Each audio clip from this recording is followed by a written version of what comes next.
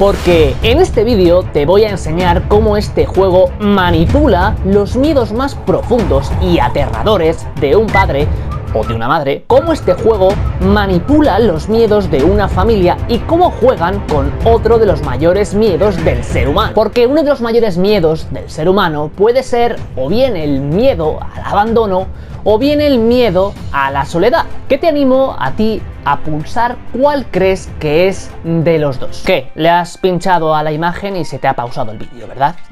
Evidentemente, ¿quién te crees que soy? ¿Netflix? Que no, que esto no es una experiencia interactiva. Pero bueno, independientemente de esto, te dejo la opción a que dejes en los comentarios cuál crees, antes de continuar este vídeo, que es uno de los mayores miedos del ser humano, entre estas dos opciones. Ethan Winters es el protagonista de Resident Evil Village, historia que continúa la aventura de este buen hombre desde donde la dejamos en Resident Evil 7. La historia comienza en la casa de Ethan y su esposa Mia en una aparente y tranquila cena familiar. Durante este tiempo de juego, en esta escena, podemos adentrarnos en todo un ambiente familiar donde vemos cómo Ethan ha continuado con su vida tras los traumáticos acontecimientos de la anterior entrega de esta franquicia. De hecho, si investigamos un poco la escena y continuamos interactuando con el entorno, vemos cómo la esposa de Ethan, Mia, ha continuado recibiendo tratamiento psicológico y médico tras las secuelas sufridas en la anterior entrega. También su hija Rose está en tratamiento médico, se la está viendo para comprobar que todo está en aparente normalidad. De hecho, es una de las cosas más importantes de este juego, que cuanto más interactúes con el entorno, cuanto más puedas profundizar en todo lo que hay, más información vas a recibir y más te vas a adentrar en esta aventura. Ya con esto podemos ver dos cosas: que el pasado reciente de Ethan no ha sido para nada estable, de hecho ha tenido bastante inestabilidad e incluso ahora esa estabilidad no es tan segura. Incluso el propio juego te da pistas para que pienses en qué puede estar pasando tu mujer. Las respuestas que te da al principio Mia no son para nada cómodas, no son para nada agradables, de hecho es bastante cortante y borde y bueno, tú llegas a pensar, oye, ¿qué te he hecho? Si vamos a cenar tranquilamente, no tienes por qué darme esa respuesta. Pero todo esto es la antesala a lo que va a pasar a continuación. Porque nada más comenzar la historia da un giro tremendo, puesto que matan a tu mujer y secuestran a tu hija. Tú, o sea, Ethan, no te enteras de lo que está pasando, y cuando vuelves a tomar el control del juego, tienes que empezar de nuevo esa historia. Porque en ese momento de tensión psicológica empieza la aventura de este juego, empieza la aventura de Resident Evil Village. Comienza con un protagonista que está en un estado psicológico alterado. Tras los primeros 10 minutos de juego, tenemos a un Ethan completamente alterado psicológicamente, con un estado de estrés y ansiedad bastante elevado al no saber qué está pasando y al haber sufrido una doble pérdida, la de su mujer y el secuestro de su hija Rose. Porque como te decía, Resident Evil Village es un juego familiar, es un juego que trata sobre temas familiares. De hecho, es un juego que va a jugar en todo momento con el miedo y el terror que siente o puede sentir un padre ante la posibilidad de perder a sus hijos. Para adentrarnos de mejor manera en la historia, Capcom ha apostado por una ambientación europea. Aunque los creadores no han querido confirmar la localización, el hecho de que la propia moneda del juego sea el leu nos confirma que estamos precisamente en Rumanía. De hecho, el castillo de Lady Dimitrescu es bastante parecido al castillo de Pelés en Rumanía. Optar por una ambientación europea, por casas abandonadas y con un mobiliario del siglo pasado son opciones excelentes para recrear una atmósfera que permita al jugador adentrarse en su historia y conectar con el propio terror del protagonista. Todo esto lo hace para conectar en todo momento con una variable psicológica de tremenda importancia a la hora de buscar la manipulación o influencia psicológica de un tipo de mensaje en el espectador. Seguramente estás pensando ahora mismo cuál es esta variable psicológica que tratan de manipular. Espérate y al final del vídeo te voy a contar cuál es y qué cosas se pueden hacer para manipularla. Vamos, qué cosas puedes hacer para manipular un mensaje y conseguir que sea mucho más persuasivo. Otro recurso muy usado por Capcom es la banda sonora.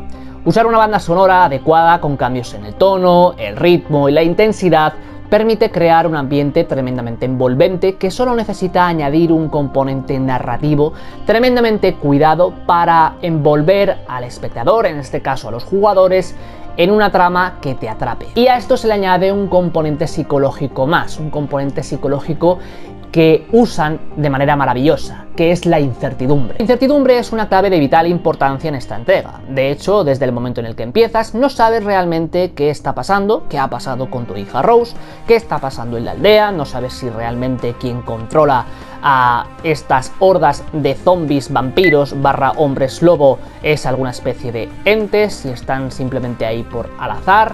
No sabes realmente nada, y de hecho, en este punto, el juego apuesta porque el jugador trate de investigar en mayor medida todos los recursos de los que pueda hacer frente. De hecho, como experiencia, en mi partida, cuanto más investigaba en todo lo que había en el entorno, cuanto más investigaba por los documentos que podía encontrar, más me atrapaba la historia porque más información recibía y más sensación de seguridad aparente podía obtener. De hecho, esto es lo que precisamente tratan de hacer, que cuanta más incertidumbre tenga el jugador, más apueste por la investigación antes de avanzar en la historia, más trate de investigar por las casas, por los documentos que puedas encontrar, para intentar entender qué está pasando y de esa manera envolverte más en la historia. De hecho, los que habéis pasado por los directos y habéis visto cómo hemos jugado a este juego, os lo he dicho muchas veces, es que cuanto más jugaba, cuanto más descubría por los documentos que leía, más me gustaba el juego, pero porque más familiar lo veía o más sensación de realismo podía encontrar, aunque sea un juego evidentemente ficticio. Pero vamos, esto es una experiencia mía como jugador. Ahora bien, seguramente tú te estás preguntando ahora que por qué he dicho antes, al principio de este vídeo, que este juego es un juego familiar y no de terror, y por qué he dicho que este juego manipula los miedos más aterradores de la experiencia humana. Pues bien, evidentemente respecto a lo primero, no es que se trate de un juego familiar, sino que se trata de un juego que usa el drama o la tensión familiar o los problemas familiares a la hora de influir temor. Porque es un juego que trata en todo momento de tramas y dinámicas familiares. Tramas familiares donde el horror y la desesperación son los principales protagonistas. Porque es un juego que trata en todo momento con la desesperación y el terror en los protagonistas. Es un juego que manipula los dramas familiares y los traumas familiares que de alguna manera tanto el protagonista como los distintos personajes que aparecen en la historia puedan tener, y de esta manera traer un cierto toque de realismo a la aventura. En el caso de Ethan Winters vemos cómo el terror y la desesperación de un padre ante la posibilidad de perder a su hija y su estabilidad familiar es lo que le lleva a actuar. Cuando sufres una pérdida de un vínculo afectivo, en este caso tu hija y tu mujer, el sistema biológico activa el miedo y con ello un estado de alerta constante y posiblemente activemos la rabia, cual te llevará a atacar o a defenderte, como es el caso de Ethan. Ethan al principio y sobre todo en todo momento se está defendiendo, pero llega a un punto de la historia donde cambia y empieza a atacar, empieza a contraatacar. En el caso de Donna Beneviento hablamos de una niña que debido a la cicatriz de sus rostros se escondía de los demás y que tras la muerte de sus padres se aisló por completo del mundo y solo se comunicaba con los demás a través de la muñeca. Es posible que algunos niños, cuando sufren este tipo de pérdidas, se encierren en su mundo y solo se comuniquen a través de juegos o dibujos con los que se sienten seguros. Es precisamente lo que hacía este personaje, lo que hacía Donna a la hora de manipular a las muñecas, se trataba de comunicar con ellas. Por otro lado, Moreau sufre constantemente ante la posibilidad de perder a Madre Miranda, cuando ésta obtenga a su hija. El tipo de vínculo que tiene con Madre Miranda nos hace ver también que este personaje presenta distintas secuelas en su forma de relacionarse con los demás. Y de hecho la propia villana de esta historia es un ejemplo perfecto de cómo la pérdida de un ser querido, en este caso de una hija, puede sumir a un ser humano, a una madre o a un padre en un pozo completo de desesperación, de temor, de duelo, que de alguna manera afecte su comportamiento. Ojo, a partir de ahora, si no has visto este juego, lo que te voy a contar para explicarte más en detalle todo esto es un spoiler del juego. Así que si continúas viendo este vídeo a partir de ahora es bajo tu completa responsabilidad. Yo no me hago cargo de lo que te pueda pasar. Según nos narra el juego, tras la pandemia de la gripe de 1918, Madre Miranda pierde a su hija Eva. Y Madre Miranda se hunde, como te decía, en un pozo de dolor y desesperación. De hecho, el juego apunta a que Madre Miranda, cuando experimentó todo esto, se sumió en la depresión. Cuando sufrimos una pérdida de estas características, es muy habitual que las personas, ante la pérdida de un ser querido, evidentemente no solo nos sintamos tristes, sino que sintamos mucha rabia ante lo que ha pasado. Y de hecho es bastante normal que cuando esto es reciente, sintamos la necesidad y el deseo de que esa persona vuelva a la vida, porque es nuestro deseo de mantener esa relación ahí, esa pérdida que acabamos de sufrir. Pero evidentemente si nos quedamos anclados en ese dolor y eso nos dificulta nuestra experiencia, es ahí cuando tenemos cosas que trabajar, cuando tenemos que aprender a superar ese duelo. Algo que evidentemente Madre Miranda no hizo. Porque el juego evidentemente te lleva al punto de lo irreal, porque es un juego. y Madre Miranda continúa su búsqueda. De hecho, tras absorber la megamiceta, es desbordada por el conocimiento y elabora un plan para buscar al anfitrión adecuado que permita acoger la conciencia de su hija, para recuperar a su hija perdida. Y todos estos componentes de los que te he hablado juegan un papel muy importante en lo que te he comentado antes, en manipular la experiencia del juego, la experiencia de la aventura, a la hora de influir en una variable que permita que el mensaje, en este caso el mensaje de esta historia, de esta narrativa, sea más persuasivo, es decir, que te atrape más. Y ese factor es la familiaridad. Porque este juego manipula la familiaridad. Como te decía al principio de este vídeo, en todo momento están haciendo referencia a alusiones, a experiencias, a variables psicológicas que pueden manipular para influir en esa familiaridad que podamos sentir con todo esto.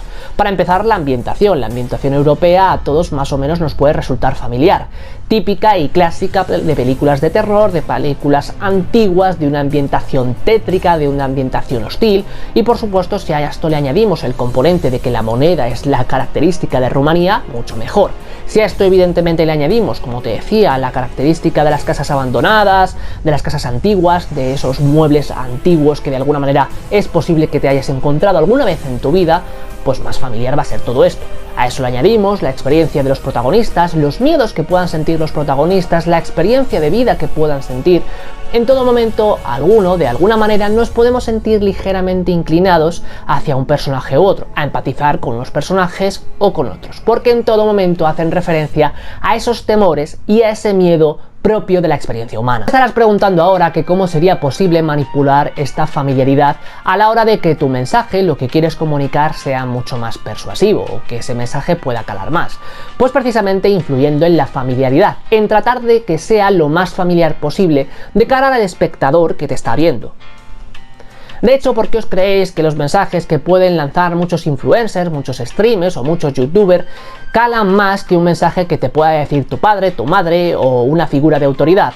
Porque esas personas, por ejemplo, imaginaos a Ibai o a Auronplay, son mucho más familiares para sus espectadores que el profesor que vean en el instituto. Y encima habla de temas con los que se sienten más identificados, otra variable para influir en la familiaridad. Y hasta aquí el vídeo de hoy. Este vídeo es un vídeo que me encanta hacer porque sabéis que estoy disfrutando muchísimo los análisis que hago de estos videojuegos después de haberlos jugado con vosotros en los directos de Twitch, y evidentemente pues son vídeos que van a tardar más porque primero me tengo que pasar el juego, lo tenemos que comentar un poquito por allí y luego yo preparo este análisis para que lo podamos tener aquí hasta el infinito y más allá. Espero que el vídeo os haya gustado sinceramente, y también espero que si este vídeo os gusta me dejéis futuras referencias a análisis de videojuegos que queráis que haga, tanto videojuegos que sean actuales como videojuegos que sean de hace años, me da absolutamente igual. Yo los voy a jugar a los que me digáis, evidentemente le daré prioridad a unos sobre a otros, pero poco a poco quiero que esta sección, analizando videojuegos y trayendo evidentemente el factor psicológico, lo podamos incluir en el canal. Así que bueno, os dejo aquí la sugerencia para que me digáis futuros análisis que queráis, me lo dejáis en los comentarios, lo leemos un poquito y vamos comentando. Y por supuesto quiero animarte a que si este vídeo te ha gustado, se lo pases a tus amigos, a tus conocidos que, bueno, pues le gusten los videojuegos, consideres que le encanta el género del terror o que le puede molar este juego, o pásaselo a ese compañero del trabajo que está jugando a videojuegos todo el día y le puede interesar, porque yo creo que estos vídeos le van a molar. Y también que si quieres disfrutar más de todo esto, te animo a pasarte por los directos. Te voy a dejar el enlace en la descripción del canal de directos y ahí continuamos charlando, comentando y pasando ratos que la verdad yo me lo paso de puta madre. Así que lo voy a dejar por aquí, espero que el vídeo os haya gustado, nos vemos en próximos vídeos, un saludo y hasta la próxima. Hasta luego.